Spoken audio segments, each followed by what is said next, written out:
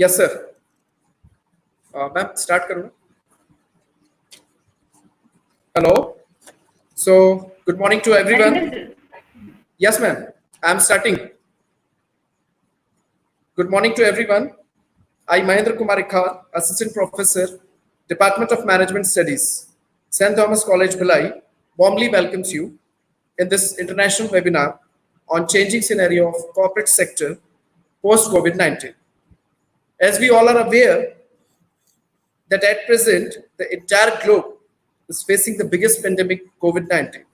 Economies of various countries are crashed, countries are still in lockdown, industries are stuck, and the most important thing, employees are fear about their health and future in their jobs.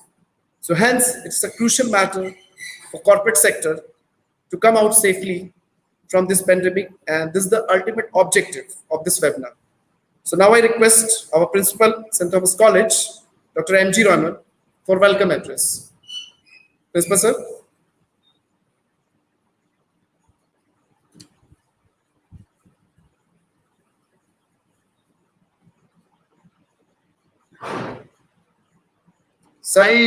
Hi, Dr. M.G. Rahman.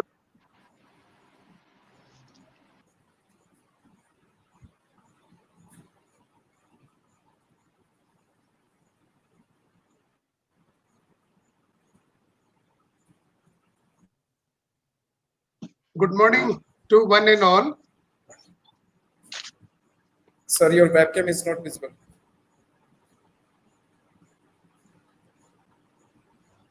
I, Dr. M.G. Rahman, Principal St. Thomas College, Bhilai, welcome you all to the international webinar on the topic Changing Scenario of Corporate Sector Post-COVID-19, organized by Department of Management Studies in association with Training and Placement Cell.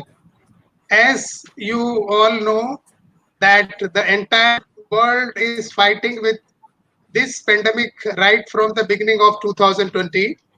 Various countries are still in lockdown, due to which we are facing the biggest slowdown worldwide. The companies are facing the problem of low demand.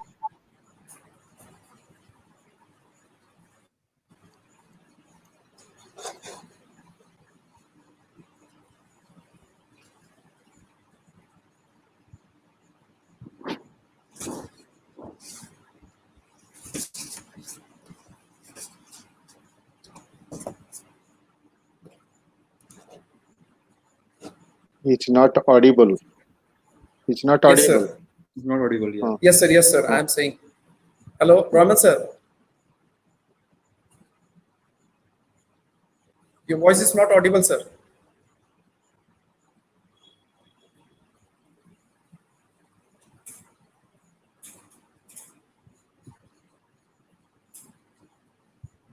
Hello, Rahman, sir. Your voice is not audible.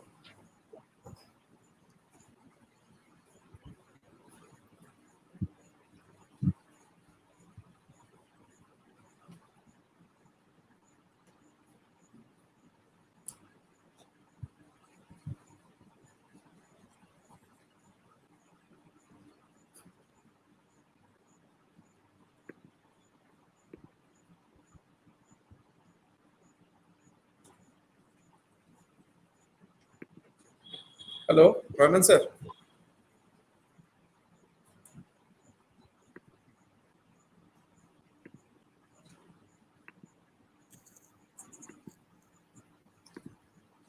Sir, your voice is not audible.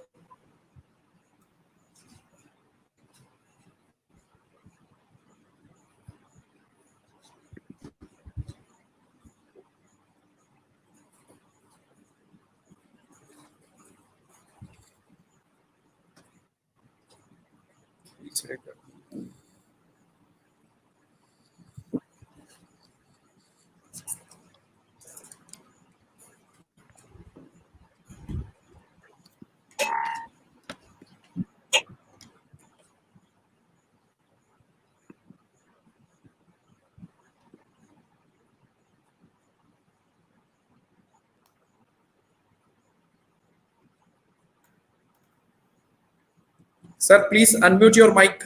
Raman sir, please unmute your mic.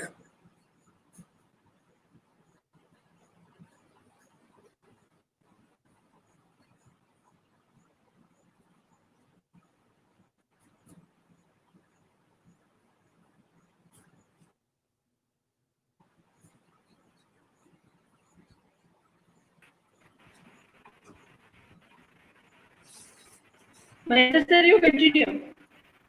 Yes, ma'am. Thank you, sir. Now I request Head of the Department, Dr. Susan Abraham, to introduce our eminent speaker, Professor R.P. Das, Pro Vice Chancellor, IGNOU, for the inaugural address. Ma'am. It's my honor and privilege to introduce our speaker, inaugural address, Professor R.P. Das, a very eminent and known personality in the state Chhattisgarh. I personally had the privilege of working with him under his guidance when he was the director of Institute of Management in Pandit Ravi Shankar Shukla University, Raipur. Professor Rajendra Prasad Das, Pro Vice Chancellor of IGNOU. He has a teaching career spread over more than 3 decades, starting from XLRI Jamshedpur, Jivaji University, Gwalior, Vikram University, Ujjain, and Professor of Management in Pandit Ravi Shankar Shukla University, Raipur. He was the visiting faculty of IIM Raipur and several leading business schools in the country.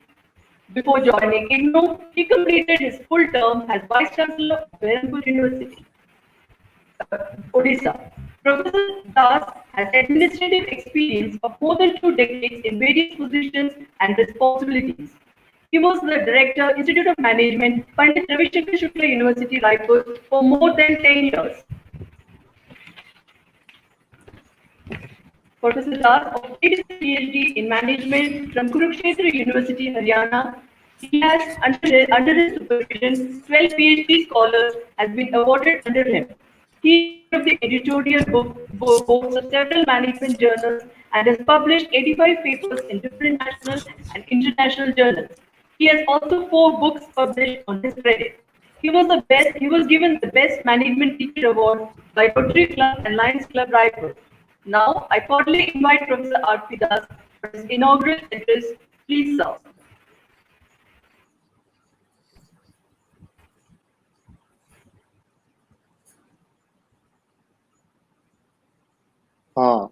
Good morning, everybody.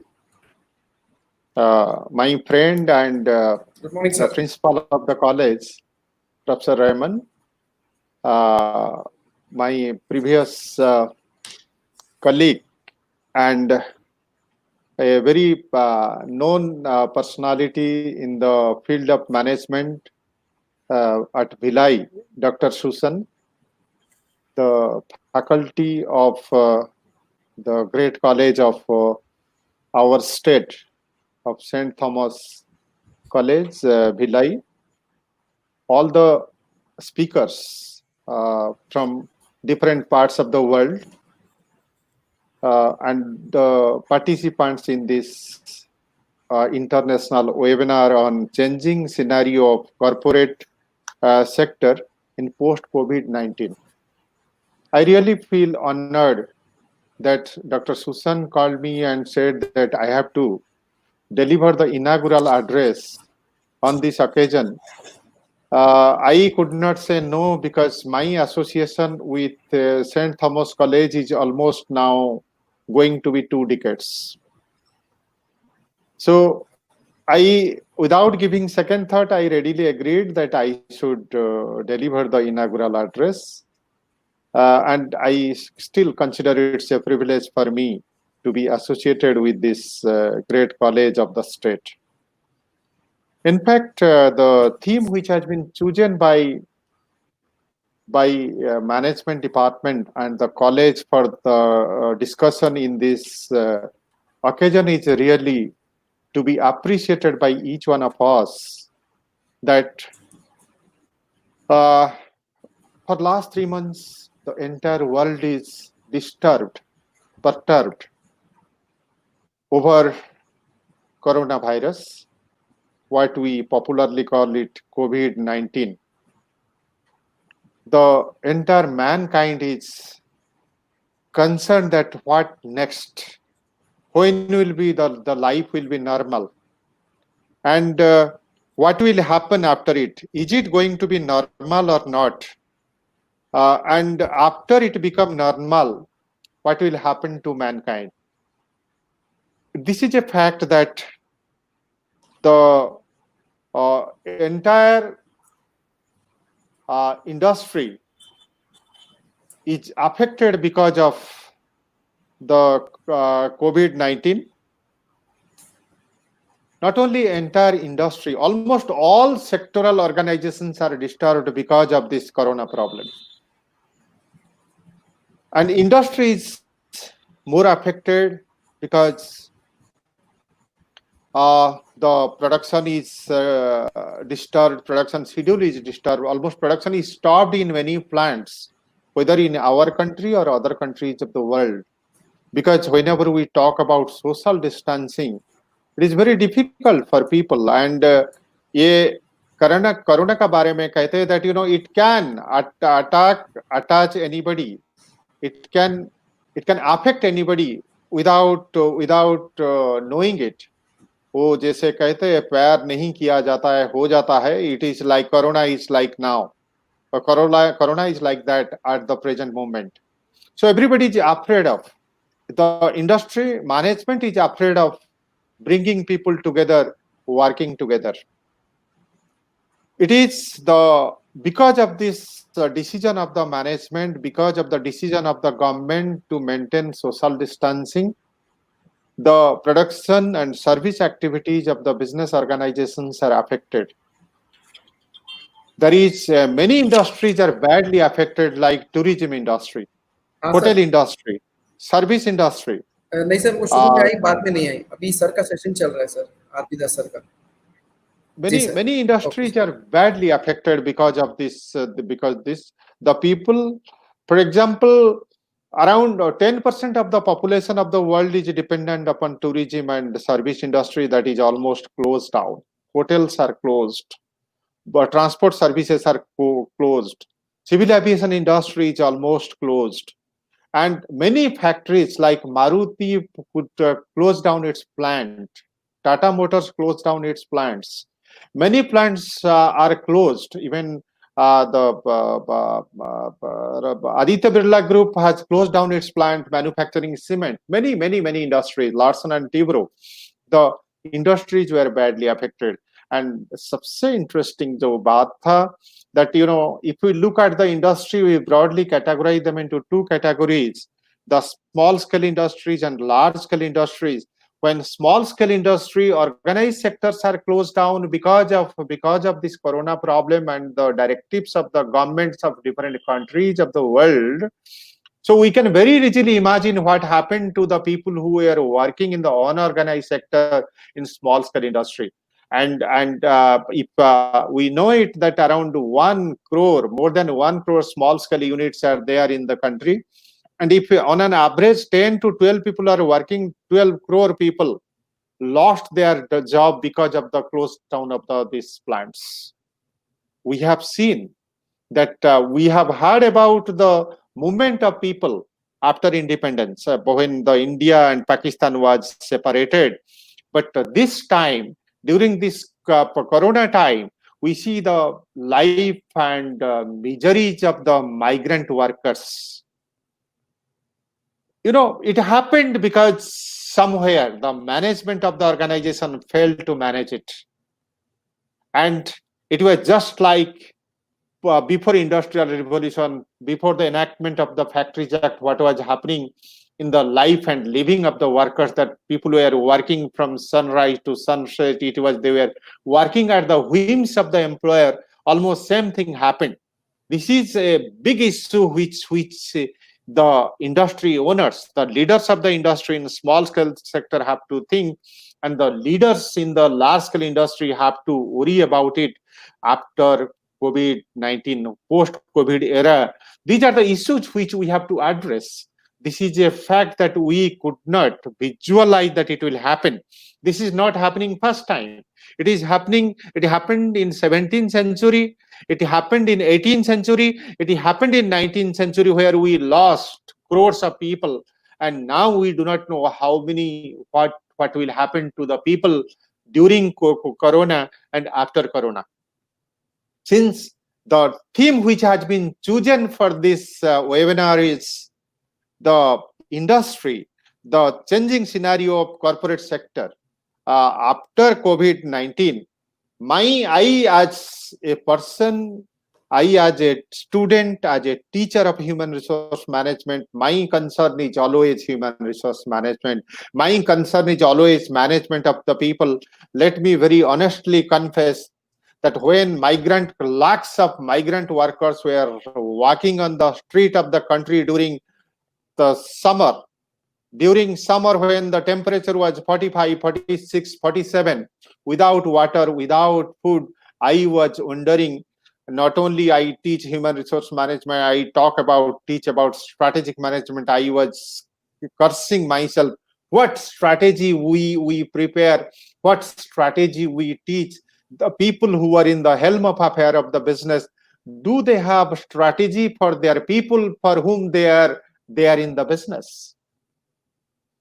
Let me tell you, even if we say many plants closed down, but many plants were running. Many plants were running with people. Tata group of companies, any steel company, they were running because they did not want to close down their blast furnace. My question is why they did not run their blast furnace through technology. Why they wanted people to be there? Because people are indispensable. But people who are neglected, ignored, thrown out of their houses from the job, because we believe in use and throw policy whenever it comes to management of people. Particularly in the small scale sector, it was visible. I personally believe that the owners of these small scale enterprises should have thought up to acquaint people, 10, 15, 20 people, they should have provided them shelter.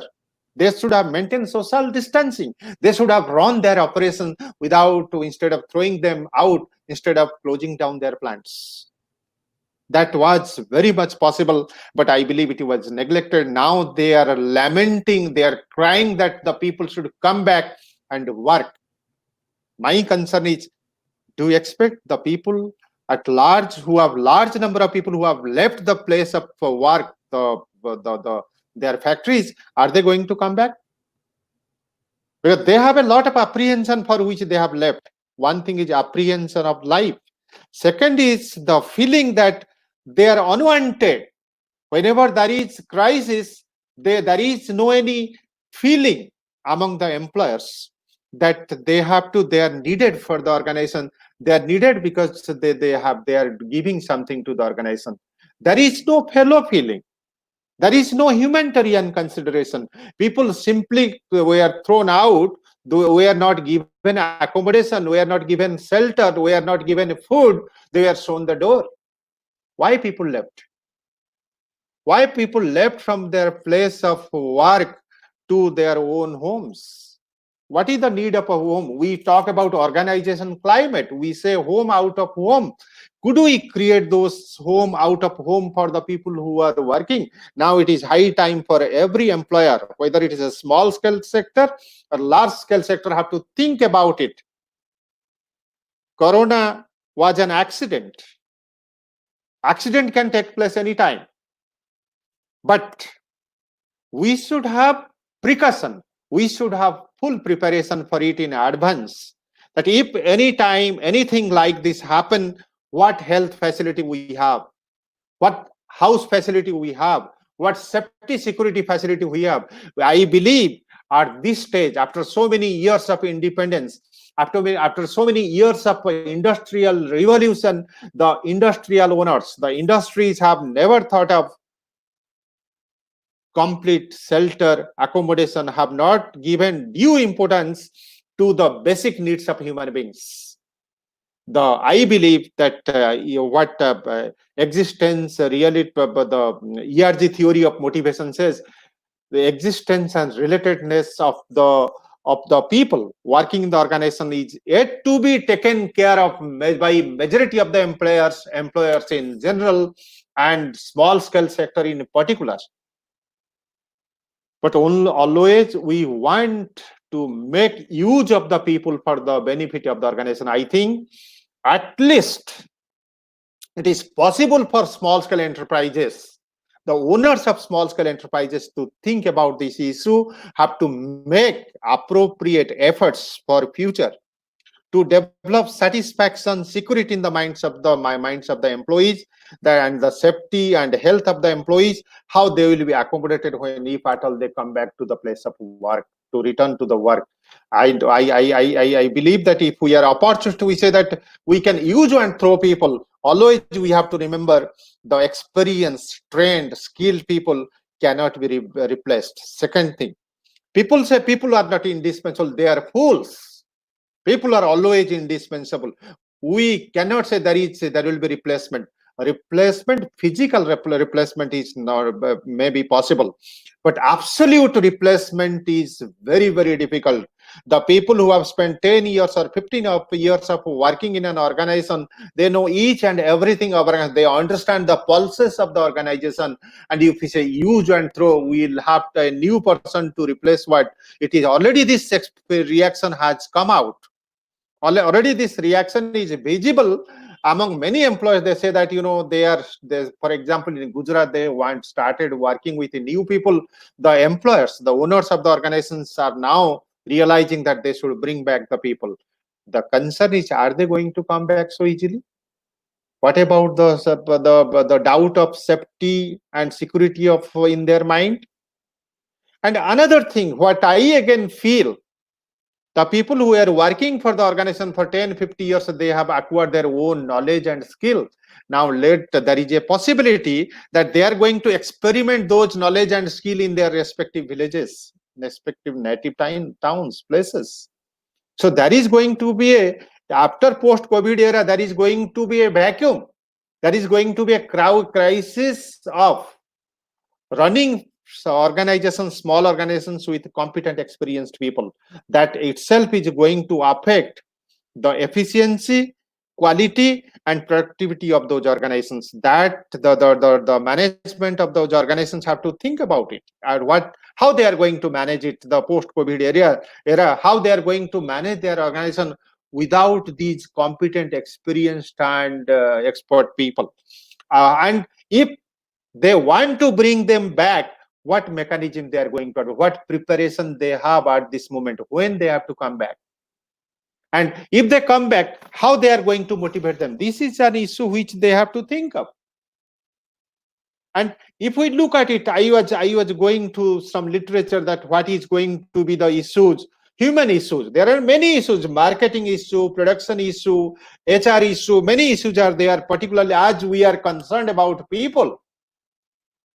They said that we have to prepare the agile workforce. Agile human resource strategy, workforce strategy, the organizations are going to adopt. What is that agile workforce strategy? What is that? They want to squeeze people in all respect. People are to be squeezed. People are to be used for the interest of the organization. So what they are expecting, that everybody in course of working, I suppose I am a HR person. Now it is expected that I should teach marketing, I should teach operation, I should teach statistics, I should teach finance, I should teach everything.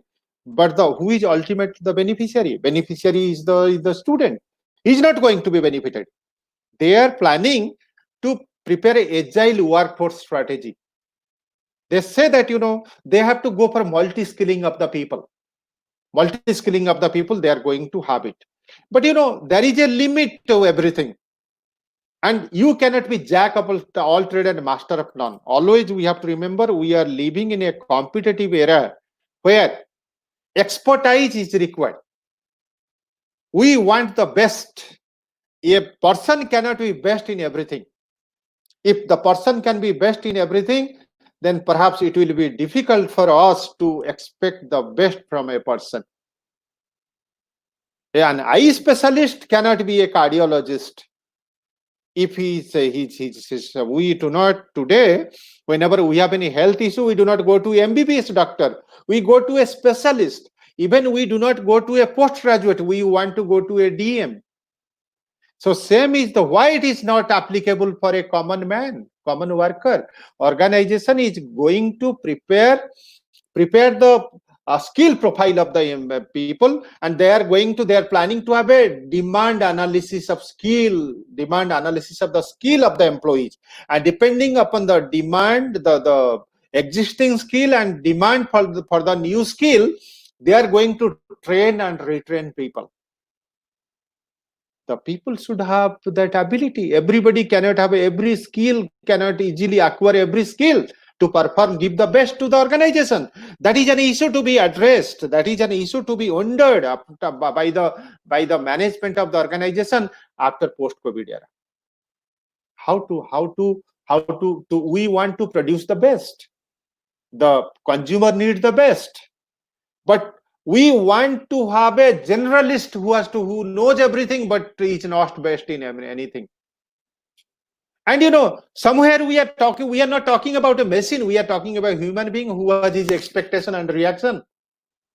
वो बोलेगा कब तक मैं घुंघरू की तरह नाचता रहूं? How long I have to go on dancing by wearing my घुंघरू? That is what we have to understand. क्या मैं गरीब हूं, मैं वर्कर हूं, इसलिए मेरे को सब कुछ सीखना है, सब कुछ करना है? और हम फिर भी बात कर रहे हैं, we are talking about technology. Technology is going to replace people. Technology has already replaced people, but people cannot be completely replaced. This is what we have to all accept.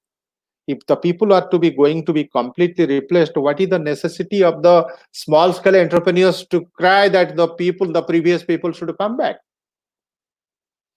Another debate which is going on in the industry today, they say that we should have a virtual work group. Like virtual organization, they want to have a virtual work group. जहां जैसे जिसको जरूरत है वो group जाए काम करे.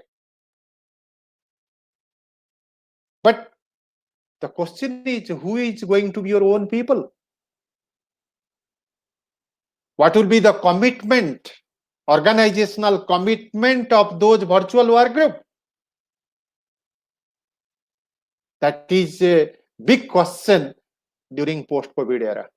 What will be their commitment? That आज मैं आपका घर में काम करूंगा, कल उसका घर में काम करूंगा, जरूरत है मेरा घर कौन सा है? That is an issue. मेरा घर नहीं है, I don't have any commitment. I am paid, I will dance. And depending upon how much you paid me, I will dance accordingly. We always want to escape from the responsibility, which was not there. Even it was not there before Industrial Revolution, it was not there. It is not there in many organizations. Those people who do not have this attitude, they are doing very well. Look at the IT industry. They said that we have to work from home. They are doing well. But issue is, can we do everything from working at home? Can we produce working at home? Can we manufacture cars while working at home? So my concern, even car industries, manufacturing industry, the heavy vehicle or light vehicle manufacturing industries closed down during COVID. I as a layman, I think that there should have been some measures to think about it, how to retain people. I was talking one of my nephew that how he's working in Tata Steel. मैंने कहा, have you closed down your plant? They said no. He said we are working with 50% people, and we have taken care of all those thousands of people who are staying in the plant. We have taken care of their temporary accommodations, the temporary food arrangement, their health, and everything. They are working, and they are working for a month, and the remaining other half will come and work for the another half 1 month. My question is, why it is not happening in all sector, everywhere? If it is not happening, we should start thinking about this, that how we have to accommodate our people who are working for the organization.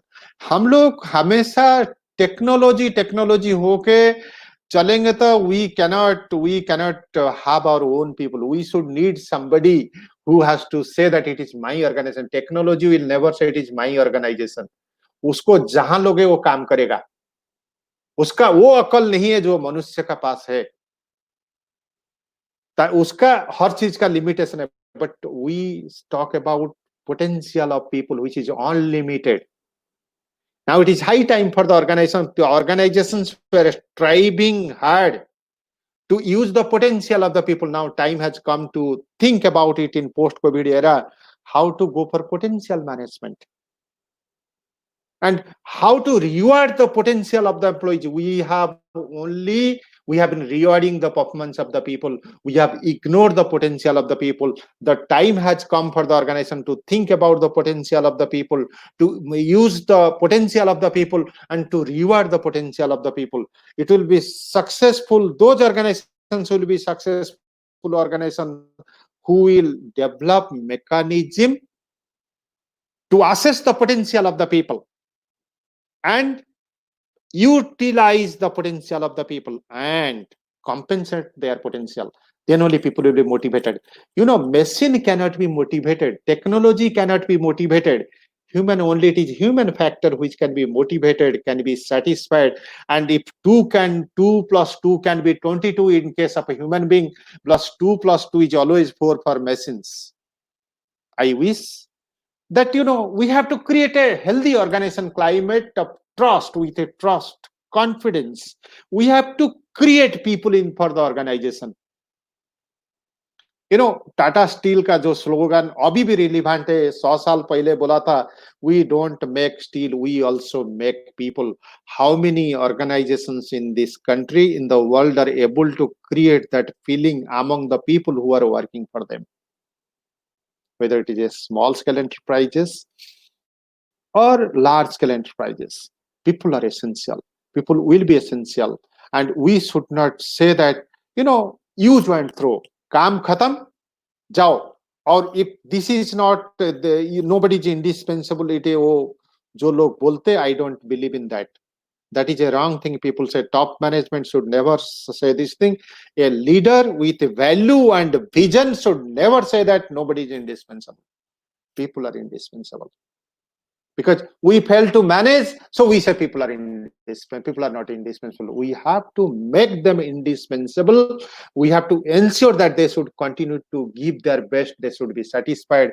They should be motivated. One thing we have to understand, we say that we need self-motivated, self-directed, self-controlled people. We cannot say the machine is like that. If the person is self-motivated, he can do wonder for the organization. If machine is self-motivated, it has its limited capacity. 4 GB, it cannot give 5 GB output. So what I am trying to say, that the time has come. Time has come. This COVID-19 has taught us a lesson, should have taught us a lesson, that we should not take people for granted. There will be many changes, no doubt. When that change will come, I cannot say. I am not an expert in that. But change is going to take place. It can be November, December, January. It can be anything, but the change is good time is going. We should be very optimistic. But we should be optimistic about our people who have been giving their best to the organization. And we have to manage them. We should not only say that, human resource management. We should really believe in human resource development. We should develop people. We should not, talk like that, skill assessment, reskilling, multi-skilling. It is not solution to the problem. We are not making long-lasting management of the people. We are making short-lasting management of people. We should think of it. We thought it is high time for the organization to be visionary, to have visionary leader, to create a proactive work culture where people will be committed, people will be satisfied, people will be motivated to give their best to the organization, so that we'll be able to compete in the competition, which is going to competition environment which is going to arise in post-COVID era. Definitely a new situation is going to develop in the place of work, among the people. But we have to see that how we have to handle it. How we have to handle it with people, with the motivation of the people, with the satisfaction of the people, with commitment of the people, so that we should not lag behind. I believe this is from my side. Once again, I thank the principal of the college, my friend, and Dr. Susan for giving me this opportunity. I wish this international webinar a grand success. Thank you very much.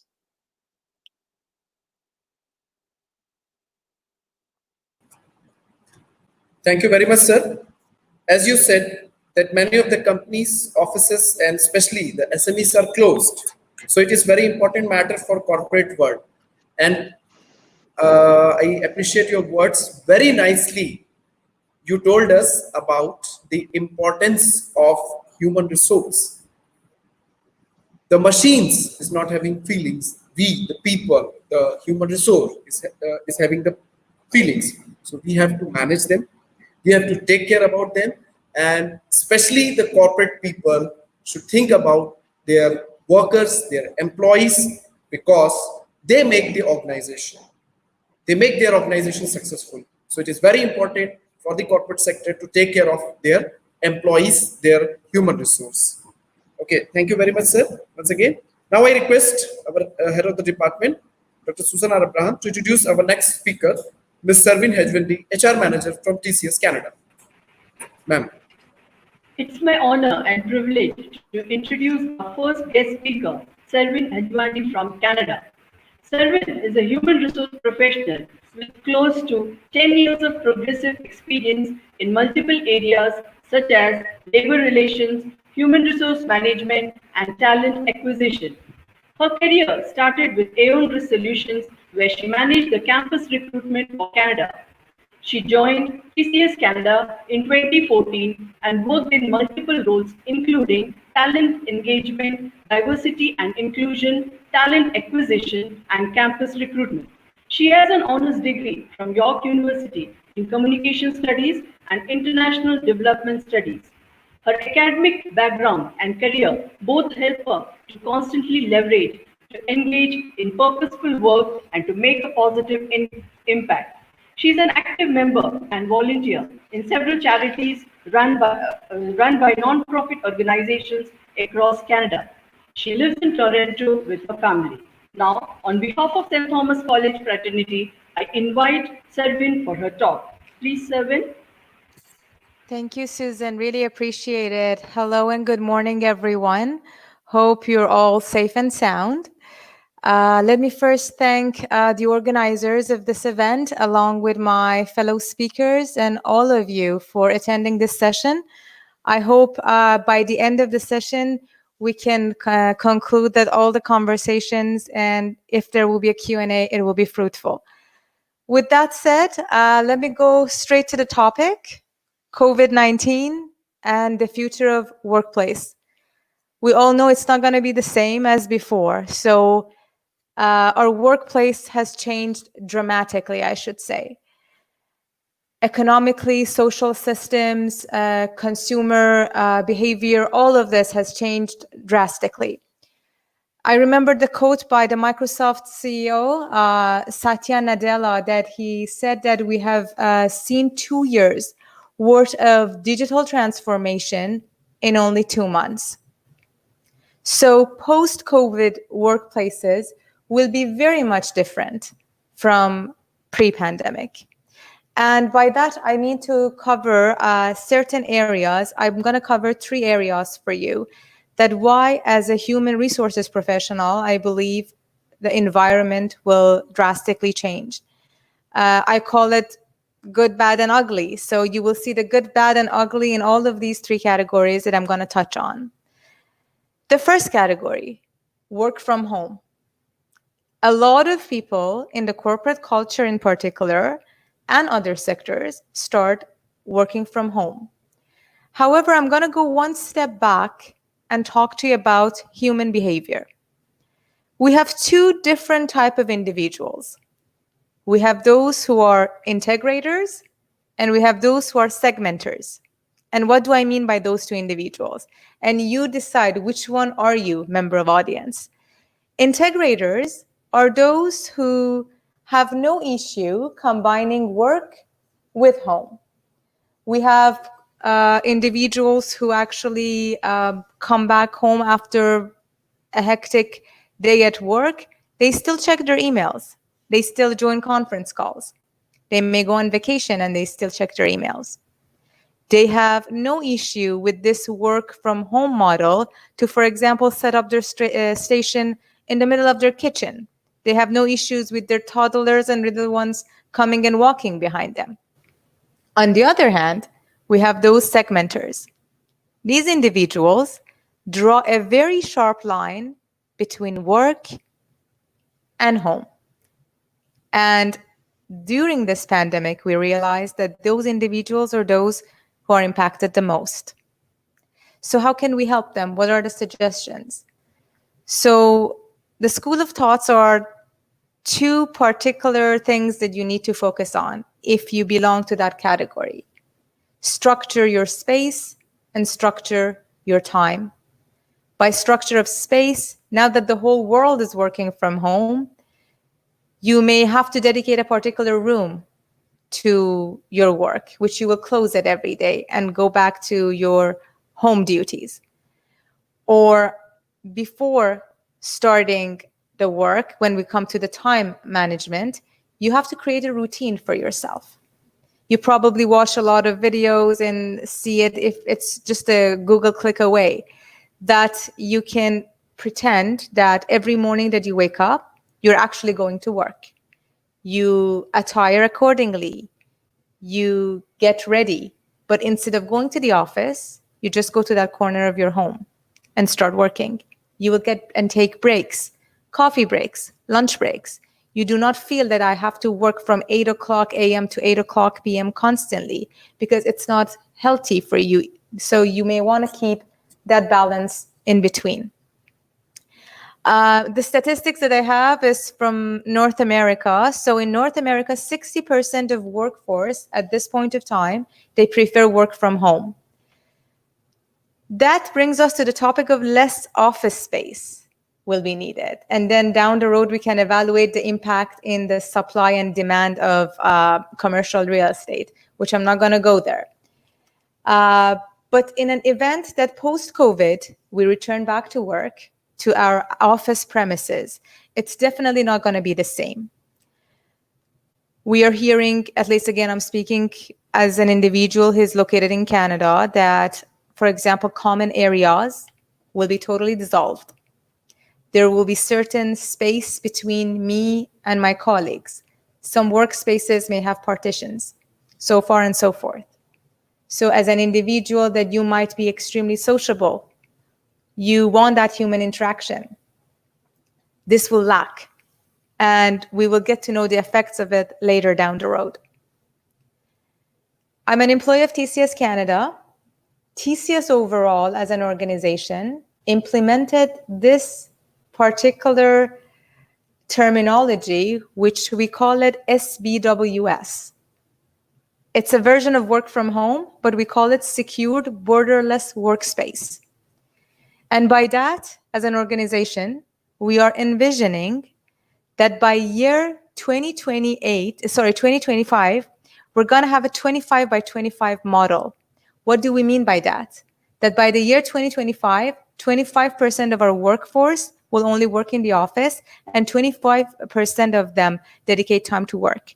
So this 25 by 25 model has been accepted by our clients also greatly. So TCS is just one example of the rest of the big corporations on how they are treating the work from home for their workforce. The second aspect that I want to talk to you about is technology, which is a very big aspect. These days, more video calls, fewer in-person interactions. That resulted in work density to actually become higher. And what do I mean by work density becoming higher? It means back in the day when I used to be in the office, at least I used to walk from point A to point B to talk to a colleague, grab a paper, discuss something. I used to have coffee breaks. I used to walk around the office. Now that I'm sort of at home, this kind of structure doesn't exist for me anymore. Creativity and nearness, again, creativeness and nearness, I should say, is lacking. It's totally missing. 75% of knowledge transfer is through socialization. You cannot achieve knowledge transfer through screens. But what do I mean by that knowledge transfer? I don't mean coding or terminologies and learning these kind of stuff. By knowledge transfer, I'm referring to trust, power, individualism, diversity.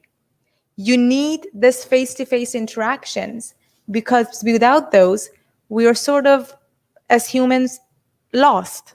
Let's be honest, we will be lost. Talking to a screen will not going to be enough after a certain period of time. Another aspect under the technology which I wanted to talk about is the concept of digital divide. And what do I mean by digital divide? We have people from certain sectors and industries that they need to physically be at work. We can refer to our frontline healthcare workers.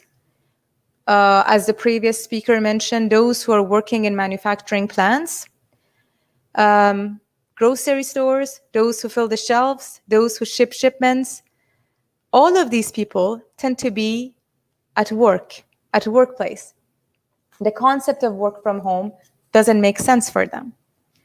However, the society is tending towards on access, or basically uneven access to technology.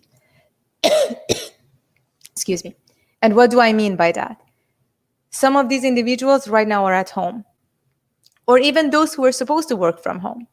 The Wi-Fi connection may not be that great. I may not be a technical savvy person. I'm not familiar with all of these ins and outs of technology. My job originally was not required me to familiarize myself with technology. So what are these people going to do? From the socioeconomic perspective, as well as the whole need of society, this kind of digital divide will be a huge issue down the road for the next level and generation of people who their area of work is not really depending on them to work through the screen. So what should companies do? They have to invest on a lot of things. They have to invest on remote work policies, for example. The remote work policy should be attractive enough for their current workforce and for the future workforce who's going to join them. Some companies come up with perks. During this COVID-19 scenario, we saw a lot of companies who provided perks to their employees that dedicate this amount of money to them to use for anything that they wanted during this whole pandemic, from ergonomic aspects to other aspects. So there was perks, money affiliated with that. Another aspect is support, providing support system, and especially on mental health. People who work from home tend to feel more lonely. Loneliness impacts productivity. That being said, organizations have to be sophisticated enough to also invest on the mental and physical well-being of all of their associates. Last but not least, the topic will be leaders. More than any other time, the role of a leader is becoming more recognizable. A leader who can easily differentiate between challenges and opportunities, can have metrics set up, what's and how's tasks need to be done, expectations in individuals, groups, and the timelines, how to prioritize, be flexible, and I'm emphasizing on this word, flexibility is the key. All of this, in a nutshell, will create a happy workforce for you. Remember, no matter what, life will continue. Leaders who can plan ahead, prepare the workforce, adapt easily to this situation, then they can help themselves and their workforce to navigate easily through this pandemic and post this pandemic. Last but not least, by the way, I just wanted to lighten up your moods a little bit and just bring a topic, since a lot of the individuals out there, majority of the people are working from home. A lot of times we see people talking to each other through chat boxes. We see cultural differences, differences in values, differences in etiquette. Everything comes up in the shape of a chat box when you're having this dialogue with someone on the other side of the screen. So there is a terminology called chat literacy. I will show you these three, and I want you to say, I mean, not loud, obviously, because I cannot hear you, the difference between these three OKs. What is the difference? One is a plain OK, another one is an OK with a dot in front, and the next one is an OK with 3 dots. Each of these words have their own meaning when you try to type it in the chat box. And we're talking about our style of work moving forward. It's been told that if you cannot differentiate between these three, you're actually illiterate. So how and what each of them mean? So just one OK without anything in front is just a nonchalant response of saying OK. The second one, OK with a dot in front of it, it has negative connotations to it. Means you're saying OK, but you're not happy about it. The OK with 3 dots in front of it, it shows confusion, uncertainty. You don't know, you're saying OK, but you're still waiting for more to happen. So in that note, I'm ending this part of my talk in a hope that it was helpful. And if at the end of this session, or I'm not sure even during this session, if you have any questions, I'll be more than happy to answer them. But good luck to all of you. Stay safe and stay healthy. Thank you.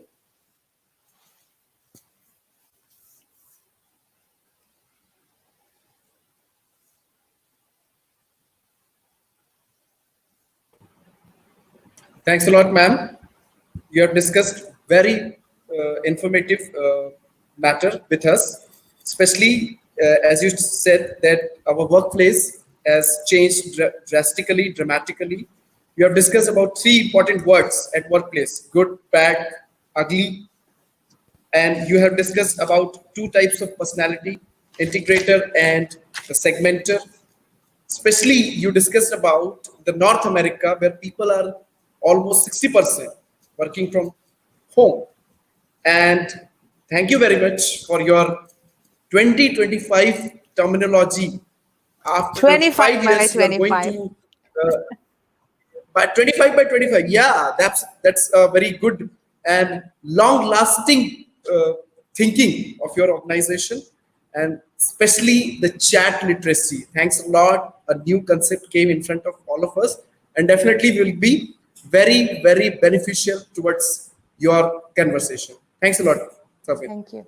Now I request our head of the department to introduce our next speaker, Mr. Abdullah Mokat, General Manager, Kent, Qatar. Ma'am. May I take this opportunity to introduce our next guest speaker, Mr. Abdullah Mokat, all the way from Qatar. Abdullah Mokat is originally from Scotland and graduated from Edinburgh Napier University with a bachelor's degree in business management. He is a qualified TAESF SOL teacher and has various certificates in training in the media sector. He has quite a mixed background of experience from education, social media, international relations, and management. He is currently the general manager of Nascent Qatar, a medical trading company, and prior to that, he was working as an international relations coordinator and social media researcher in an international non-profit organization. Now I cordially invite Mr. Abdullah Mokat for his talk. Please, sir. Good morning, everyone. I'd like to start by thanking St. Thomas College Professor R.P. Das, Dr. Susan Abraham, and the rest of the organizers and speakers for convening such a relevant webinar on such an important topic.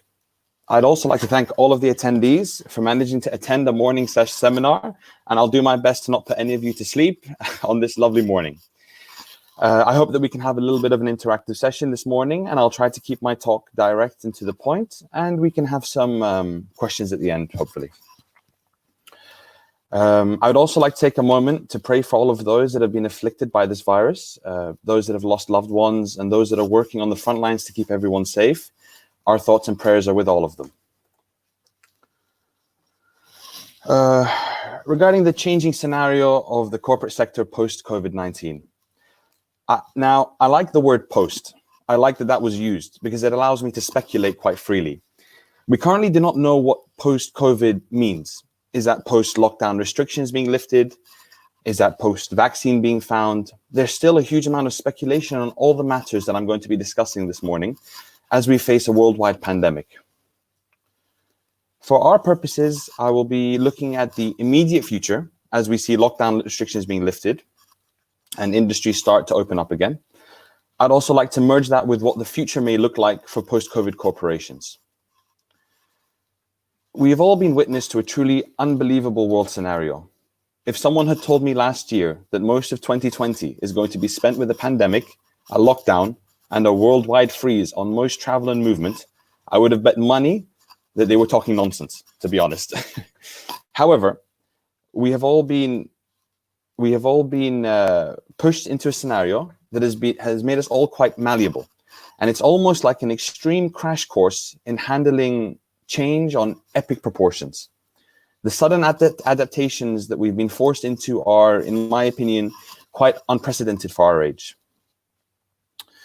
We have seen examples of major corporations suddenly go from manufacturing vehicles to manufacturing ventilators. Companies like Ford, GE, and 3M were partnering to build ventilators and PPE items. General Motors and Ventec Life Systems were partnering to build ventilators and also to start manufacturing 50,000 masks a day. We saw major worldwide headlines like Apple will donate millions of masks to healthcare workers. Dyson would start producing 10,000 ventilators for the UK. Tesla announced that they had purchased hundreds of ventilators and were shipping them to the US. This reflects what I could only say is a sudden and huge change in a very short period of time. We've seen the effects on airline industries, entertainment, restaurants and dining, social gathering, locations, hotel, travel and tourism, and the list goes on. There are huge numbers of people worldwide that have been working from home. Businesses conducting their day-to-day through online meetings, such as the webinar we're having today. There's a huge shift in what we have all been used to. Universities, schools, and other educational facilities have almost all been put on lockdown, and education worldwide has nearly moved to an online medium for the past few months, which is such a stark contrast and change for teachers, administration, management in all sectors. There is now a huge change in the way that we see work. Identifying work. The catalyst has been the coronavirus. It has changed communication patterns, meetings, how we conduct our work, how we manage our businesses. It has also led to a boom in certain sectors, like technology. And I'm sure it will lead to more promising technology and support services that are all online-based, communication-based, networking-based, and truly a shift in the dynamics of the future for corporations. There's also emerged the need for all industries to have some form of digital support, digital operation management, digital communication platforms in order to conduct themselves in some form of an emergency. Emergencies, with the outcome of COVID, our definition of an emergency has potentially changed.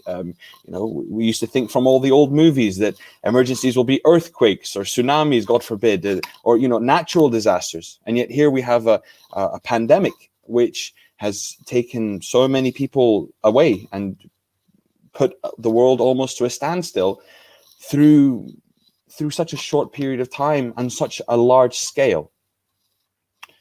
So moving forward, obviously the biggest and most obvious new change that we may see in corporations around the world is the work from home policy. Now, working from home or telecommuting has been a discussion that has been going on for quite some time. The idea of not necessarily being required to be present in a specific location at a specific time to get a specific job done could be in and of itself done remotely is not an extremely new concept, but COVID has presented the situation for it to be put into practice on extreme levels, as I mentioned earlier. So looking at that scenario, if we look at some of the benefits that could be gained from adopting such a style moving forward, for a few ideas come to mind almost instantly. Long commutes into the office would become a thing of the past. Congestion in inner cities would decrease significantly as less people are trying to cram into parking, public transport, trying to get to the office or workplace in a rush in the morning. It would help with pollution and even the running costs of companies, as they do not need so much operating costs or so much operating space that they normally would. If this was to be moved into a more mainstream system of working remotely, then there is the potential that recruiting, managing, training could all be done that way, and therefore businesses could be built from ground up remotely. Even work-life balance can be met with partial office or workplace attendance, where staff are not required to be in the office at all times. It can be based on getting their work done. It could be the potential for a 4-day work week in some countries. It could be envisaging project-based completion of tasks, where certain goals, targets, and results should be met, and it does not necessarily need to be from behind a work desk in an office in the standard kind of way that we've been doing things for years. We can already see major corporations such as Microsoft, Twitter, Facebook, Amazon that are putting into practice some of these tasks, some temporarily, some for longer periods. So Microsoft obviously is one of the biggest employers in tech.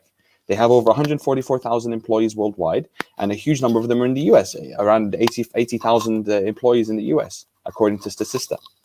But Microsoft announced that they would be extending the work from home policy until October 2nd. Amazon followed suit. Facebook mentioned a long extension of working from home. And Twitter announced a permanent work from home policy. However, this was something that they were looking at previously, and the sudden pandemic put in place the immediate requirements for this implementation. Now, one thing we have in common with all of these companies is these are tech-based companies. Communication, networking, programming, software development can potentially be done from afar, from a non-local localized office, for example. And then there's a moral duty as well when it comes to the safety and well-being of our employees, that if a company has invested in technology and are functioning well on it, then it would be extremely more preferential to allow employees to continue to work from home until realistically some form of a vaccine or proper implementation has been put in to keep employers safe. Now, taking a step from the working from home, there's a flip side. Human interaction is very important. It could possibly be quite difficult for managers, trainers, employees to really bond, really build team relations and team skills when they've not been able to work together, when the only thing they know of each other could be an email or a text message, someone behind the screen, someone who maybe doesn't respond as quickly as needs to be done, or someone who doesn't fully understand the scope of the work to be done, and the level of communication required to get the proper message across, where when practically showing someone or practically training someone or practically having systems displayed can be a lot more efficient way to get staff working to the potential and companies working to the potential that they need to be working at. There is also the possibility that we could see a downturn in productivity as people take a more relaxed attitude towards getting jobs done.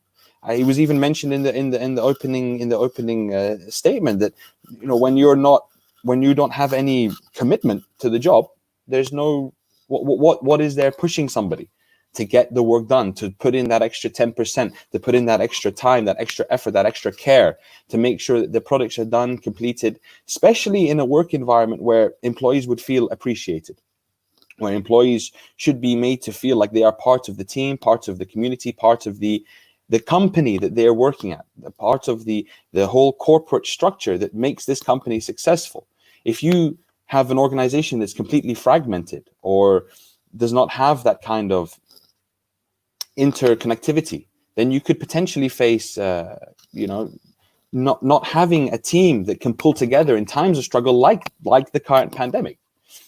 We have people working extra to putting in all the extra effort in order to get the jobs done, in order to move forward with the projects that are ongoing from even before COVID started. We can obviously see a potential higher case of anxiety or depression or loneliness caused from working from home. And mental health is an extremely relevant and important point that should be considered when we look into such issues. It could also mean that there would be a major economic impact, as we could see losses in transportation sector, car manufacturing. We could see a drop in vehicle sales and purchases. Employment in areas could drop due to companies now not needing their staff to be in a commutable distance. Companies would most definitely spread their gaze to employ qualified and capable staff in areas where the cost of doing so would be dramatically less. These are all things that we have to take into account when looking into the next steps, obviously moving forward. The stark contrast between creating new corporate structures, new corporate designs based on working independently or working with a distance, obviously, as compared to what it is like in the fact that we need humans in certain sectors. So if we look at various sectors, there are obviously sectors that demand people to be available on site, in office, in the location, in order to function. This includes the construction sector, medical field, entertainment, barbers, public transport, restaurants, and so on. These areas are not able to function as sectors without human interaction. This is just a simple fact. So one of the major changes that we will see, in my opinion, is the way that we interact. Policies such as social distancing may stay in force in various areas for indefinite amounts of time. It could be, I expect that we'll see a huge priority put on hygiene and physical interaction, such as handshaking in the office or large meetings in which employees are sat close together or in one meeting room, could come to an end altogether. Employees may be expected to wear masks during meetings and office attendance for the foreseeable future. So the human interaction, the human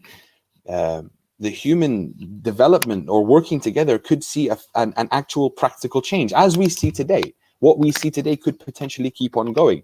The structure of having employees working on a shift type basis for corporations that didn't have that before could become a common and a standard practice in corporations worldwide. The way that, again, the people interact is going to change as long as there is this potential threat and danger to people's lives and health. And we've also seen a big change in processes and protocols for companies and consumers. So if we look at countries that previously depended on manual submission of documents and applications to get processes finished, along with cash payments, a lot of these countries maybe or policies have changed to now contactless payments and online transactions. And I believe that these evolutions will continue to take place in most sectors as we progress forward. And it can lead to a bump in investment in infrastructure in countries, in developing easy solutions to make the process of being a consumer or the consumer process is a lot easier and a lot more functional and a lot faster to get done. We see that even here locally in Qatar, where we have been moved on to using online transactions more commonly, the ATMs for depositing cash and checks, the online smart systems that they have, as the smart systems that they have in place to make things safer and with less human interaction. So we'll most likely see investments being pushed into creating jobs that are possible to be done by telecommuting. So training systems that we'll put in place with the sole purpose of adapting the workforce that would work remotely. So a whole structure, a whole curriculum could be created to create jobs, to create opportunities. So this could lead to a thriving new market for individuals such as designers, architects, musicians, therapists, consultants, to be able to find more opportunities, to find employment and create new businesses such that was unseen before or even unacceptable before, because it wasn't an opportunity in corporations to have such large teams or projects being worked on a I'd like to say like a fragmented basis where people aren't necessarily interacting. It doesn't mean that the communication or the planning or the protocols put in place are fragmented themselves. Just the fact that the human interaction has the screen between it, the email or the webcam. And I'll move on now to manufacturing. So manufacturing has had such a huge focus on. When we look at manufacturing post-COVID, we're going to see we have to see some kind of major reconfiguration. Systems that rely on complicated supply chains and unsustainable raw materials need to review the way that they process their production. Companies will also have to look into how they implement the return of most of their staff to the factories and to manufacturing in a safe and proper manner, because the well-being of the staff is the utmost priority. It doesn't matter how many machines you have or how many systems you have or how much AI you have. You have to take the well-being and health and safety of the staff as the #1 priority. Because at the end of the day, if the machine breaks down, it's a man who's going to fix it, or a person who's going to fix it. If the conveyor belt stops, potentially they have the AI systems that can review and tell you what the problem is, but somebody has to go and unjam it or remove it. Just the basic fundamentals, humans are required. Then up and up and up, as we step up in all the steps of manufacturing, people are required. Eyes, a brain to process all of the huge amounts of processes and technology, and possibly a smart solution that's sitting right in front of you, a simple solution for a problem. So the return of staff to manufacturing, to factories, is very important. Their safety and well-being is very important, and their mental health and safety is the, like I said, the utmost importance. So there needs to be a deep review into how automation and the use of AI could be used to prevent another complete stop, though. So at the same time as the importance of people and making sure that they are safe and secure and taken care of, we need to look into how we can use AI and technology to also provide some kind of a backup system as well, in order to have things be done when we face such a situation as we do today. But unfortunately, when we look at when people obviously discuss moving into AI or automation and using machines, there's obviously the discussion of large scale terminations, and this is something that we cannot depend on. It's not practical. We need to make sure that people are employed, jobs are being created, not just the idea of getting box A to box B, because box A might fall off on the way to box B. And I know that's a very simple example, but it's just the basic concept of the human interaction, the human element is very, very important. And COVID has also highlighted a few key points about the way the manufacture process is. So manufacturing that's conducted in local areas or regions that have local networks to supply raw material, to get professionals, research and development, to get the people required to get the process done, have been able to adapt and change at a much faster and more efficient rate than manufacturing corporations or manufacturers or factories that depend on very complicated and segmented supply lines, supply chains, just-in-time delivery systems where you're depending on 7 different items from 7 different countries, all being shipped out at a specific time, and that whole breakdown of the system, when we have a pandemic such as this, just crashes. It just does not work. There are countries, like for example, with countries that have access to the raw material, have access to the factories, have access to the R&D, all in a relatively close proximity, regional, or in the same area with a close network, have been able to develop in a much better, have been able to adapt much faster and much more efficiently than we've seen with other countries or other factories, other manufacturing corporations. All of these also highlight one of the major issues, which is a lack of preparedness. So for moving on from the pandemic, I'm sure that we should be seeing a proper maintenance of emergency supplies, a proper maintenance of each region, each country having the plan set down for, okay, in the case of a pandemic, we have our steps, we have our protocols, we have our systems in place to be able to acquire, in the worst case scenario, what we need to keep our people safe, to keep the world safe, to stop something like this happening. So that's overall the kind of the general overview for what I see as where we could be moving forward. Now, personally speaking, in our company, as with most of the companies here, people have gone immediately overnight to working from home system with a small number of people, up to 20% of people coming into the office. And for me personally, I didn't base our breakdown of the staff on percentages.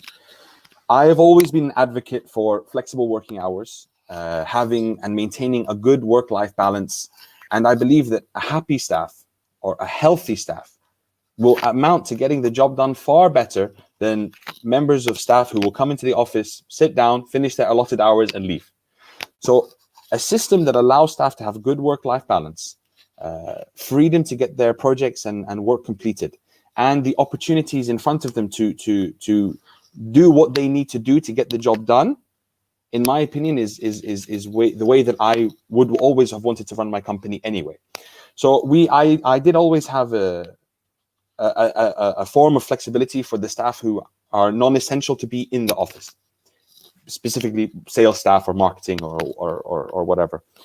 And since COVID, they have all been obviously staying at home. Now, with regards to the attendance, there's only a limited amount of staff, myself included, have been attending in the office for partial amounts of time, and just the key staff members that we need to get processes and accounts and all these kind of things running and going smoothly and continuing smoothly have been attending in the office on shifted breaks. We've been having sanitizers put in place, gloves, masks, and all the required PPE items to make sure that people are safe, making sure that we don't interact. Staff aren't forced to attend any meetings or attend any kind of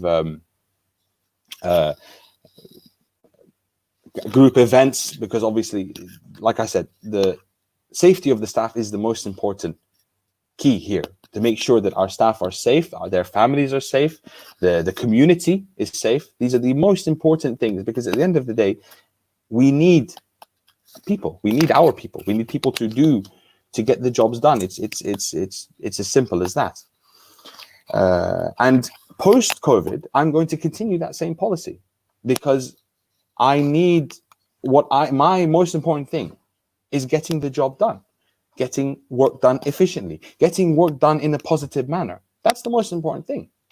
If you don't have some work, I don't need to see you. there's the tying down of people, the creation of the notion that the importance of your job success is your attendance. It's irrelevant to me. Now, that's obviously for certain sectors. Other sectors, like I mentioned before, demand that you be there. It's as simple as that. It's just the type of the work. So for each to their own. Every company needs to assess the way that they're going to be handling their staff meetings, their trainings, their corporate management, their systems, each their own on their own sector, as there is not going to be one rule that fits all. There's not going to be 10 rules that fit all. Each individual company, individual sector is going to have to look at the rules and systems and implementations that, number one, meet the safety criteria, and number two, work for them as a corporation. Now, for us to get to that point as well, as we move forward, we're going to continue seeing, like I said, social distancing, temperature checks, track and trace systems, and hopefully up into a point where a vaccine or medication or a proper medicinal solution has been found, in order to actually make it sustainable for people to go back to the way things were quote unquote normal. Attending the malls, going to the cinemas, going out in the evenings, enjoying family breaks, holidays, travel. Right now, we are in a situation where we're in preventative measures, and moving forward, post-COVID, meaning in the period that the lockdowns are being released, and potentially we see the steps of things opening up again, shops, malls, retail. It doesn't mean that because we can go back to going out that we're safe. We have to keep safety and our loved ones, our family members, the people we care for, the people we take care of. It's very important that all of these people are taken into consideration, and that just because we can go out doesn't mean it's safe to go out. And protocols must still be put in place. Social distancing must still be put in place. And this is really the most important thing. And Unfortunately, we're not out of the woods from an economic standpoint, from a corporation standpoint. The IMF predicts really that the global recession is set to be worse than what it was, at 4.9% of a global output shrink as compared to 3% that they'd seen in April. And this is the world is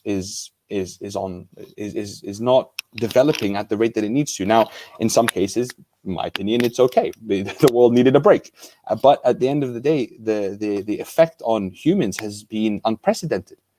The job loss, the unemployment, the mental health effects, the social aspects of it all has been affected, and we will see the effects of these only as we progress. This is when we'll see the actual outcomes of this. We've all banded together, countries, companies, corporations, and I do feel like things will bounce back. And in influx, people want to be out. People don't want to be stuck at home. As soon as things are safe, or as soon as things move into a situation where we are allowed to move forward, people will go back to normal. And what we will see, though, in normal is the implementation, I hope the implementation of the safety protocols. What we see now as commonplace is the social distancing, and that could become what is normal, not as a safety protocol. Systems that are developed to create contactless interactions could become seen as normal, depending on how long or how outstretched or how far this pandemic will continue for, and the effects on the global supply chain and global demand for items, and the whole global situation has to adapt to this. So I think I'll leave it there. I talked about a few different topics, and I think that as long as my last point would be, as long as we keep the safety, mental health, and the care of our fellow human beings, our fellow employees, our fellow team members, and we all work together in order to make sure that prevention is put in place and proper management is put in place, then I think hopefully everything will be okay. Thank you very much.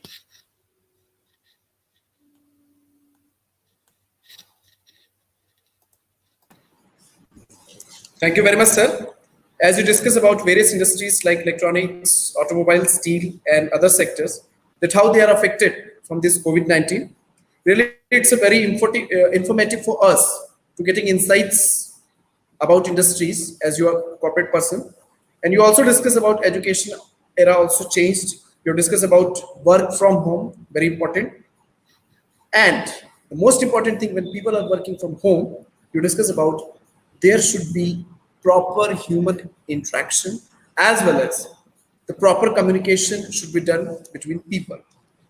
We discuss about increasing digitalization in almost all aspects of corporate sector because of the changing scenario of at present situation, like online systems, less human interactions. You have discussed about a very important concept in supply chain management. You have discussed about just in time, proper maintenance of emergency services after pandemic, and the most important thing which everybody, I am very sure that people liked about, the concept of happy and healthy staff so that the work-life balance should be proper.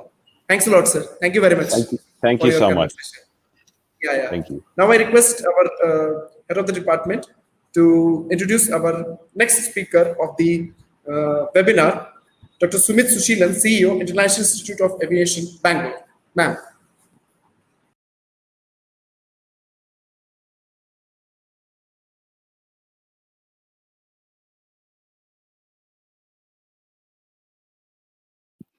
Ma'am, you're mute. You have to unmute it. Ma'am, your mic is mute. Please unmute. Yeah, sorry.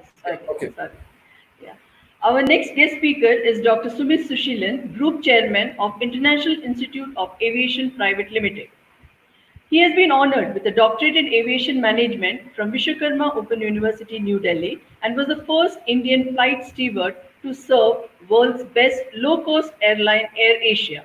He has been conferred with multiple awards like India Leadership Award and the Bharat Jyoti Award. He has also authored books like Airline, Airport and Travel Management and Introduction to Airline Industry. I now invite Dr. Sumit Suchilan for his talk. Please, sir. Thanks a lot, ma'am.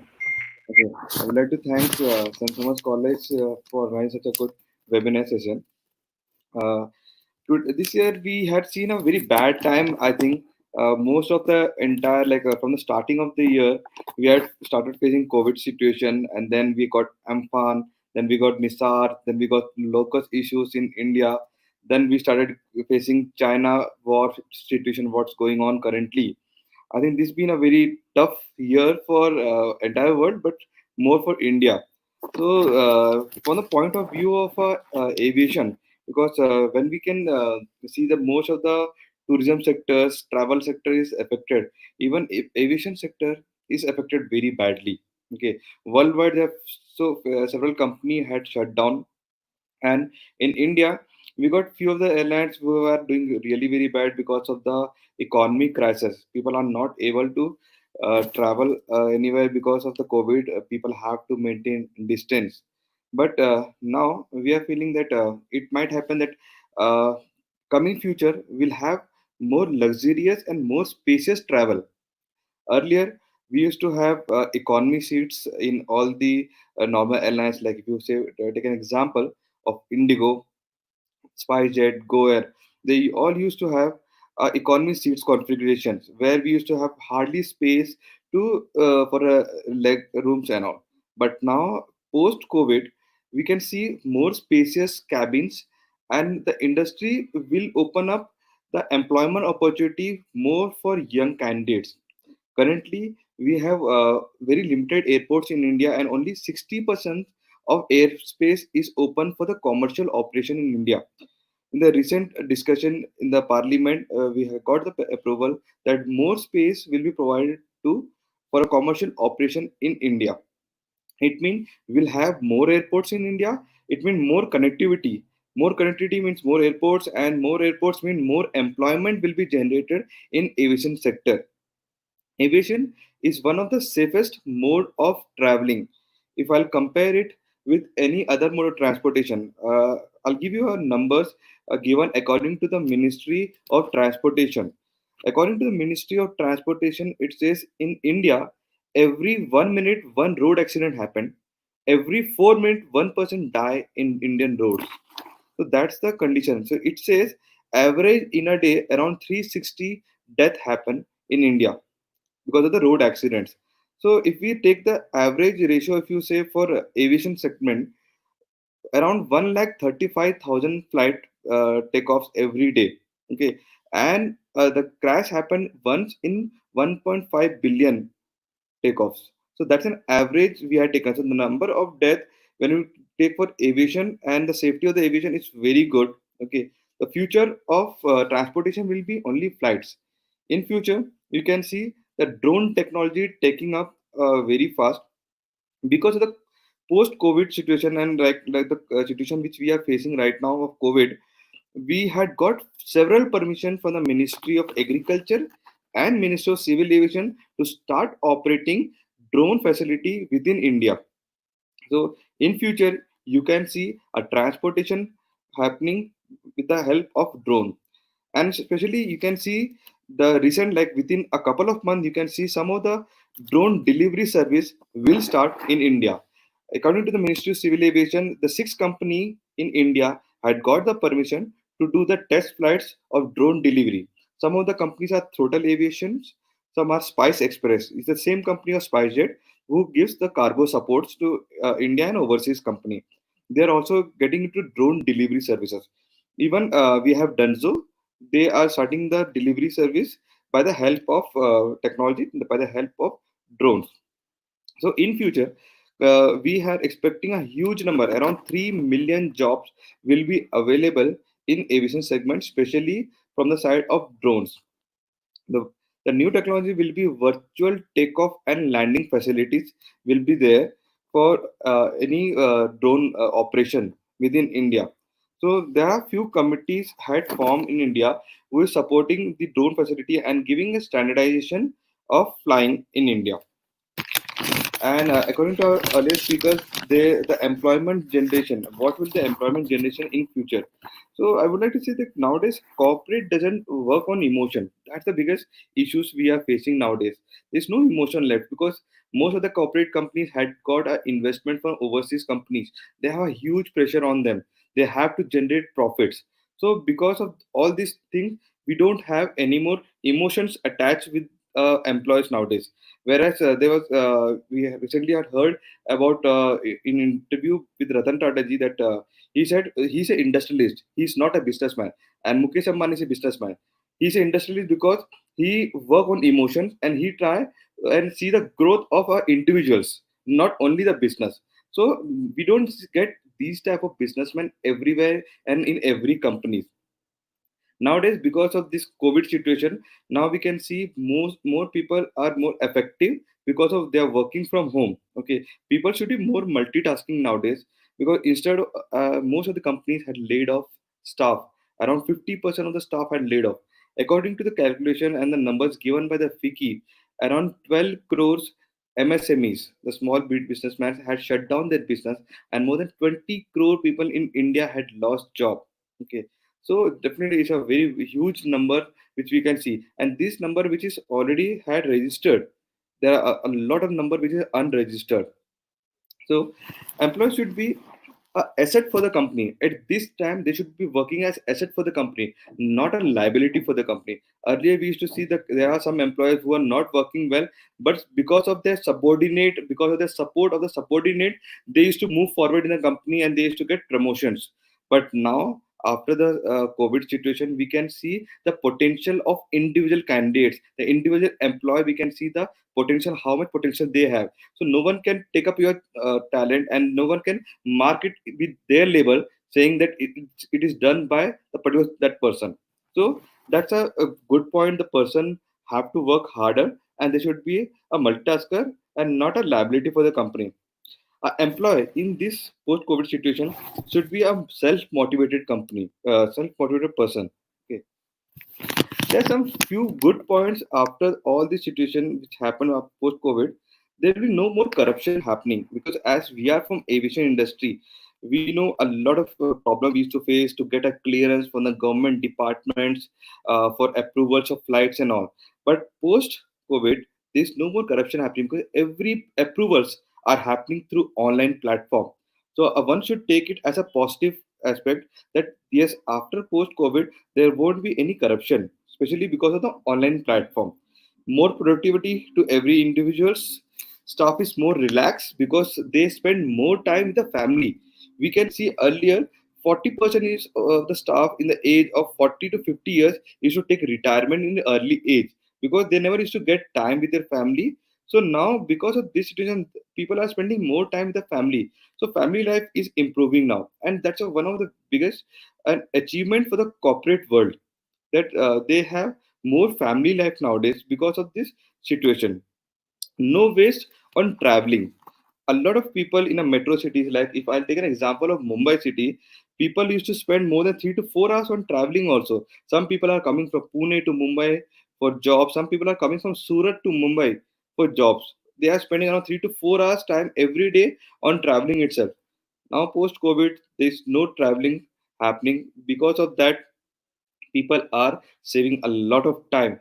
Productivity is increased in company nowadays. About, if I tell about aviation, how aviation is having a bad or good time. If I say about a bad time, yes, commercial operations completely stopped for overseas international destinations. But nowadays, because of the post COVID situation, we are most of all the airlines had got a permission for charter service. Charter service means a person can entirely lease the aircraft and can fly international destinations. The rates are way too high for this type of operation, but airlines are getting very good response. You can see there are a few of the flights started under the government policies of Vande Bharat mission, where we are evacuating passengers. The Indian passenger was stuck in overseas country. As a part of the aviation industry, we are also doing this type of evacuation flight from Arabs and US. We are taking Indians back from the country where they are stuck. These flights are very expensive, but airlines are seeing as a profit making sectors for all this time, because Normally, when an aircraft take off from one destination to other destination, they make an average income of around 10 to 15 lakh rupees. But because of the charter service, every flight which we do an average turnover of 1 to 1.5 crore rupees. So that's one of the greatest achievement for us, that because we had got the permission to operate these type of flights. Post COVID, most of the people had moved to take the service of air ambulance nowadays, because they can't travel by road or they can't travel by train. So even the air ambulance segments had increased a lot. From past couple of months, we did around 45 flights of air ambulance service within India for the liver transplant, the heart open heart surgery. A lot of case we had found, and people had preferred to go for air ambulance service instead of going by road, because definitely because of the virus situation. People have a doubt: is it safe to fly by aircraft or by flights to any other destination rather than taking train or by road? If I'll give you an example, the flight, when you travel by flight, every 2 to 3 minutes, we have the air condition had changed the entire oxygen inside the aircraft. So whenever you breathe on board, you have a fresh oxygen. There's a minimum chances of virus infection when you're traveling on board. Nowadays in airports, you can see a safe distance which we are maintaining. Around 1 meter of distance we are maintaining, which will not happen if you travel by bus, which will not happen if you travel by train. In a train, in one bogie, you see average of 70 to 72 passenger traveling, and they are facing each other. Whereas in flight, when inside the aircraft, you won't be facing face to face. Okay, every passenger have to face in forward side. So the minimum contact is happening on board. And because of keeping this thing in mind, the DGCA had stopped giving services on board. So now the DGCA had denied to give any type of food and beverage services on board the aircraft. So it's the safest way.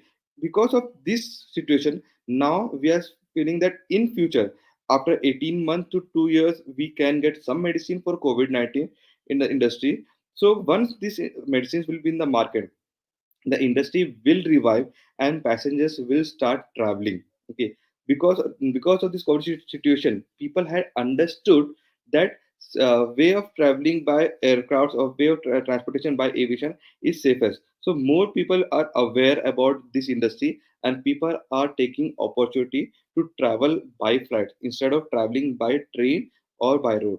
Recently, for the Chhattisgarh, if I'll take an example, a number of passengers are flown from Bangalore to Raipur in a charter aircraft of Indigo, sponsored by Hyderabad Law University. So it's like people are taking initiative now, and they are giving chances for, that giving opportunity for a layman, also a person who is not able to buy a ticket. Even they are getting opportunity in this COVID situation to travel by air. So I would like to take a question. If you have any questions related to aviation industry, I would be happy to answer the same.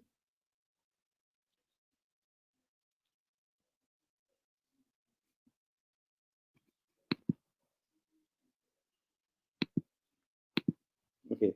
I would like to share a video for you to show you the safety of an aircraft.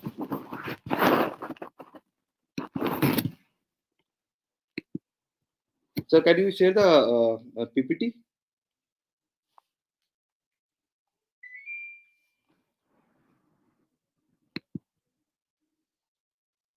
Susan ma'am, can you share the PPT, please?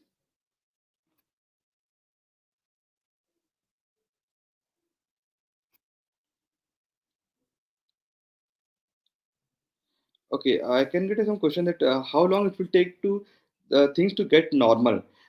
In India, the international flight operation we are expecting to start in the month of August, and domestic flights we already started flying to few destinations, like we call structural routes which we have, like Delhi, Bombay, and all. We already started flying this type of destination. Okay, that's a future of drones. The presentation which I would like to share with you. I would like to say that what is really the future of drones. Can I have a next slide, sir? Okay, in this COVID situation, we had got a lot of support of drones in India. Being the head of training for Government of India, Bureau of Indian Standards, we are observing this from the first day of the COVID attack. So the sanitation work within the city is started by help of drones. Even the surveillance of the lockdown, because you can see that because of the curfew which was implemented post COVID situation, people were roaming around their areas and all. To keep the control over them, we had started the surveillance by the help of drones in India. Can we have next slide, sir? Drones for the agriculture. Nowadays, government of India, Ministry of Civil Aviation and Ministry of Agriculture had collaborated and had started the initiative for doing agriculture by the help of drones. The most of pesticides are sprayed by the help of drone, and it saves a lot of time for farmers in India. In this initiative, we had did some of the trials in Tamil Nadu, Telangana, and now we have a next slide. We are planning to do this type of test in Chhattisgarh state also. Future plans of drones. As I informed, few of the companies in India had got the permission for the trial run, and by the end of the year, you can see that drones will start giving you deliveries of food and packages at your home. Can we have the next slide, please? Okay, these are the few of the flying taxi which we already had came up, and government had given the permission in India to start the flying taxi by the help of drones. Can we have the next slide, sir? Okay. These are the model drones we already had tested in India and US. Okay, next slide, please. These are the companies which are planning to start the operation in India. We had a plan, we got a permission to fly this drone service in India from June 2020. But because of this COVID situation, now the things are postponed, and we expect something in the early of 2021 that you can find a Uber taxi, Uber flight taxi will start in India. So the first test flight already started in Dubai. The flying taxi and the drone future plans, it says the key point, the test flight in Virgin did not last long and did not include the aircraft flying forward. The passenger air vehicle prototype is battery powered and will have a range of 50 miles. Okay, and Boeing aircraft manufacturing company already has started doing a test flight on this, and few of the tests got positive, and we are expecting anything on early 2021. Next slide, please. Okay. Uber. Okay. So I'm pretty sure that most of the people are using Uber or Ola service nowadays. Okay. Uber is launching this service in India. So they had got an initial permission from the Ministry of Civil Aviation, and they have got the license to do the test. The first test in India will be happening in between Gurgaon and Connaught Place. This will the normal duration of this route are around 1.5 hours because of the traffic issues. So because of the help of drone, you can travel from Connaught Place to Gurgaon on only 6 minutes. Initial permission that got from Dubai also, because over there we have a single window clearance. They don't have to go to DGCA, they don't have to go to Bureau of Civil Aviation, Airport Authority of India, Ministry of Civil Aviation. In India, we have so many of barriers to get the clearance done. But the initiative by the minister, our Prime Minister Honorable Narendra Modi ji, he had given a single window clearance for this type of service in India now. Can we have the next slide, please? Okay, this will be the future of drone landing and all. Any building having more than 20 floors have a permission to make a helipad, which is mandatory by most of the municipal corporation in India. So now that type of helipads will be utilized for the drone service in India. The next slide, please. Okay, these are the apps which you will be using in future. Might be for next year, you'll start using this type of app for booking your flying taxis in India. Can we have the next slide, please? List of the passenger drone makers. Right now, these are the companies who are making drones for passenger use, and none of the companies belongs to India. These all are the very well-known companies who makes the helicopters and all. So they are the companies who are making the passenger drones and will be supplying the same to India. Next slide, please. Okay, this was the point which I have already covered, that how safe will be air travel during the COVID situation. So as I told you, according to the ITA, the International Air Transport Association, they say the safest mode of traveling during any pandemic will be air only. That's why we are doing maximum of evacuation by flight, and it's still safe compared to any other mode of transportation. Can we have the next slide, please? Okay, I'll give you an idea like what is the manpower required in aviation sector and what will be the future scope. Currently, India contribute around 0.5% to the GDP of the country nation growth, and we have around 35,000 crores of turnover of aviation industry in India, and we have around 6 million people working in this industry as an employer. So the Indian civil aviation sector will require around zero point 0.8 to 1 million person directly by 2035. It's only for the airport segment I'm talking about. If I say about drones, it's a huge manpower will be required because post pandemic there'll be huge requirement for all these flying objects. Can we have the next slide, please? Okay. For the direct employment opportunity, esteemed the bulk requirement is expected to be having a 32% for the airline segment and 25% for cargo, and around 23% for the airport operation. We require the manpower. Around 17% we require ground handling staff, and it have around 3% for the MRO. If I will tell you about MRO, it's about maintenance and repair and overhaul. So right now in India, we don't have a MRO base, but our finance minister had given a budget in the current parliamentary budget that we have to start a MRO within India so that our aircraft will not go overseas for any type of repairs. Everything can be happen within the country. So we are getting some subsidies and we are getting a good budget from the Ministry of Government of India and Ministry of Finance to start a MRO. So we are expecting anything by early 2022 to 23, we'll be having our own MRO. If we have more we have good MRO in India, we need more aircraft maintenance engineers, we need more BTech in aerospace students to work under this platform. Okay, can we have the next slide, please? Thank you for that.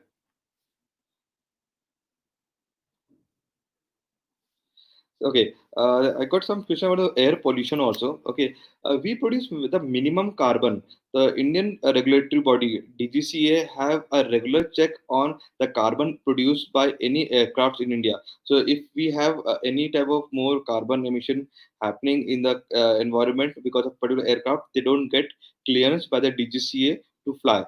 So it's quite safe, and we don't have much issue of air pollution. Even the sound pollution, we have a limitation for the sound pollution that how much the aircraft can produce. That's why the one of the largest aircraft enter now that doesn't come to India. Only once or twice we have taken the aircraft in India for air show, but in regular basis we don't use it for the cargo section in India because of the noise pollution.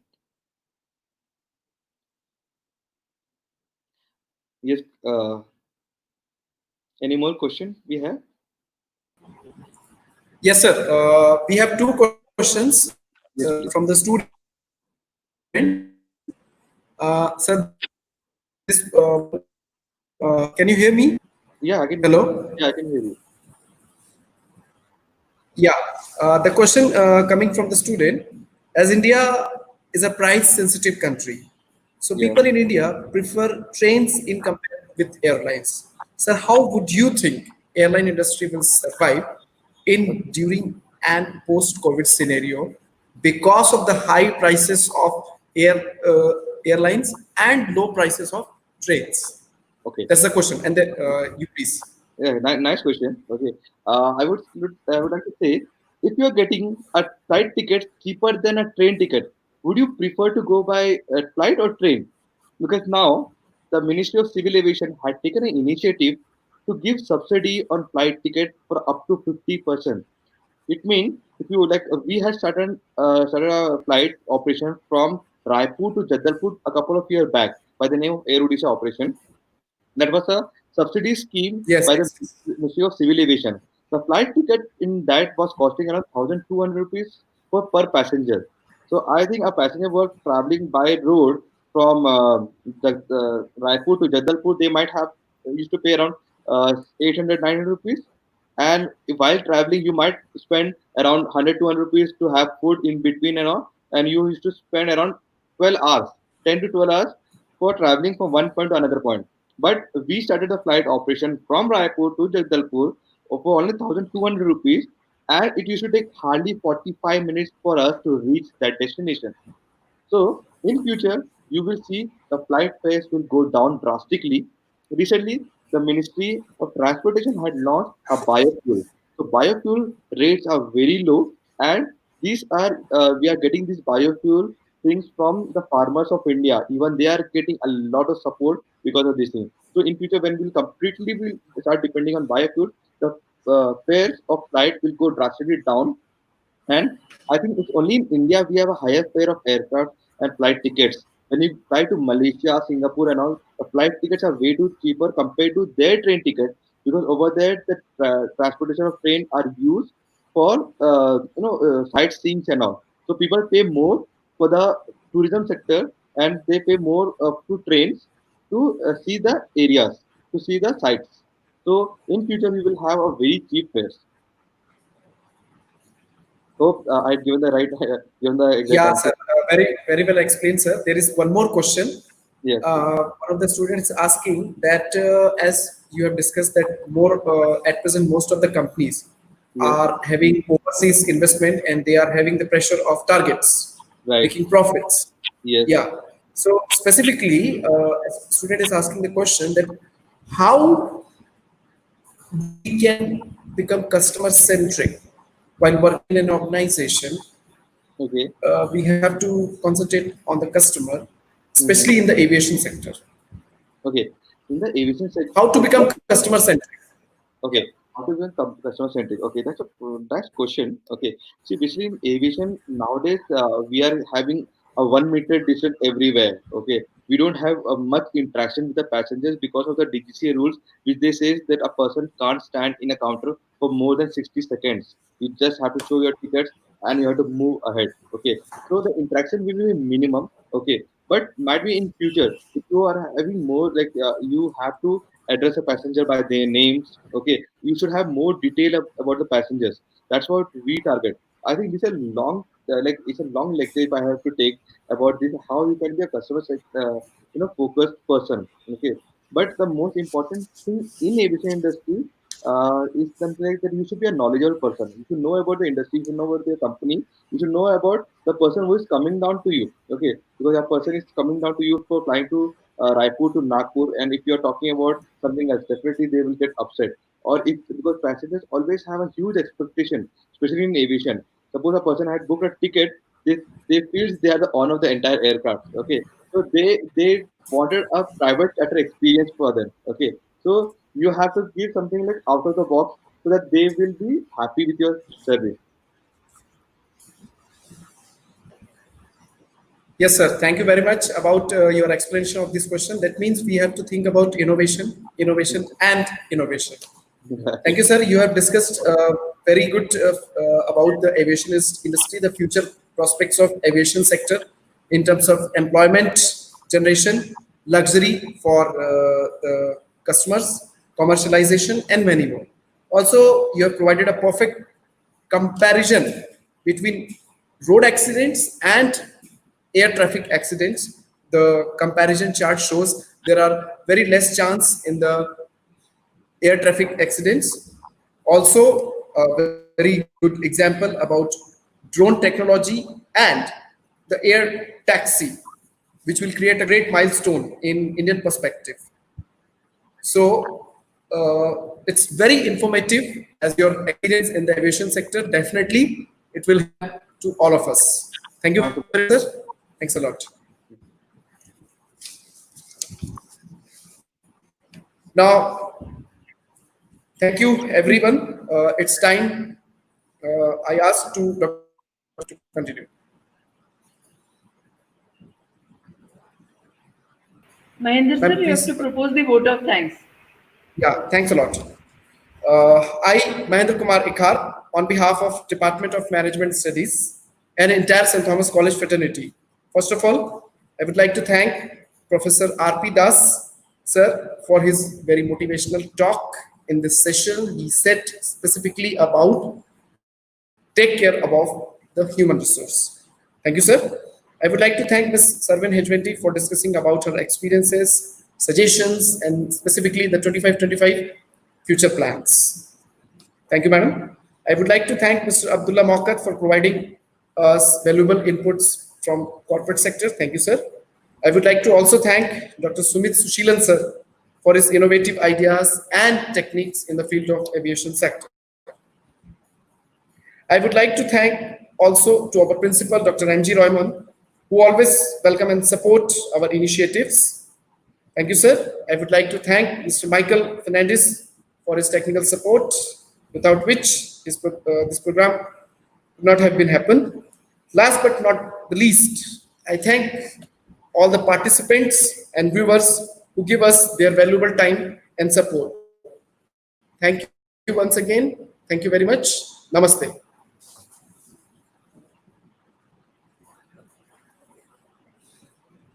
That who all have filled the feedback forms will be receiving their e-certificate in the registered email IDs.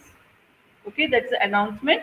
And thank you all viewers. Thank you, Michael sir, for his special for his assistance technically. Otherwise, this program could not have happened. Thank you, everyone and all.